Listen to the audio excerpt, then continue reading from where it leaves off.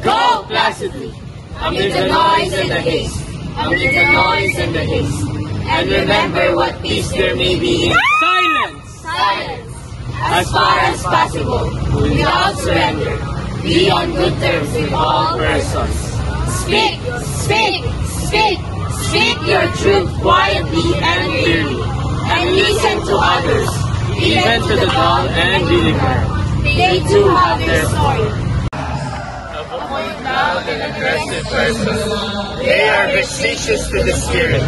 If you compare yourself with others, you may become vain or bitter, for always there will be greater and lesser persons than yourself. Enjoy your achievements as well as your plans. Keep interested in your own career. However humble, it is a real possession in the changing fortunes of time.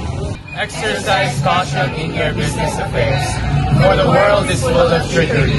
But let this not blind you to what virtue there is. Many persons strive for high ideals, and everywhere life is full of heroes. Be yourself, especially do not feign affection, neither be cynical about love, for in the face of all aridity and disenchantment, it is as perennial as the grass. Take kindly the counsel of the years, gracefully surrendering the things of youth. Nurture strength of spirit to shield you in sudden misfortune. But do not distress yourself with dark imaginings. Many tears are born of fatigue and loneliness. Guard a wholesome discipline. Be gentle with yourself. You are a child of the universe, no less than the trees and the stars. You have a right to be here. And whether or not it is here for you, no doubt the universe is unfolding as it should. Therefore be at peace with God, whatever you conceive Him to be, and whatever your labors and aspirations. In the noisy confusion of life, be at peace with your soul, with all its sham, drudgery, and broken dreams. It is still a beautiful world. Be cheerful, strive to be happy.